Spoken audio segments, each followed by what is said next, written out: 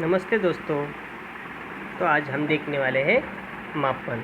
अब मापन में विविध प्रकार के मापन होते हैं, जैसे कि वजन का मापन, धारिता मापन, लंबाई मापन।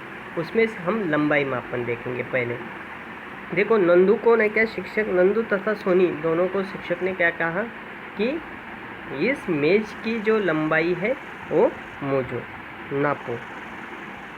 फिर उन्होंने कैसे नापा है वो देखना है। नापते समय नंदू ने कहा इस मेज की लंबाई 11 बितों के बराबर है। कितने बितों के बराबर है? 11 बितों के बराबर। सोनी ने कहा सर इस मेज की लंबाई 12 बितों के बराबर है। तब तक सलमा वहाँ पे बैठी थी। सलमा ने कहा तुम दोनों ने 20 से ही नापा, तो भी दोनों के माप के अंतर क्यों पड़ा? टोनी ने बताया दोनों के बीते समान है क्या? दोनों के जो बीते हैं समान है क्या?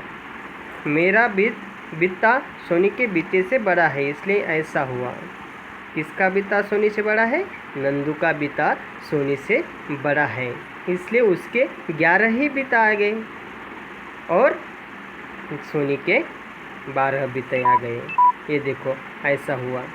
शिक्षिका ने कहा आगे देखो, मैं एक ही लंबाई वाले कागज़ की 2 पट्टियाँ दोनों को देता हूँ। अब 2 पट्टियाँ दिए शिक्षक ने कागज़ की, एक ही लंबाई वाले, उससे यह लंबाई नापो। अब उससे ये लंबाई नापनी ही थी। फिर नंदू ने क्या किया? शुरुआत की।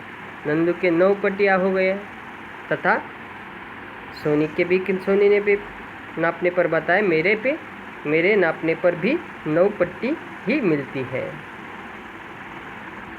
अतः सलमा ने कहा दोनों वस्तु की एक ही वस्तु की लंबाई समान साधनों से मापने पर वह समान होती है। सोनी ने यदि मुझे खड़िए चौक की लंबाई नापनी हो तो क्या यह पट्टी उपयोगी होगी?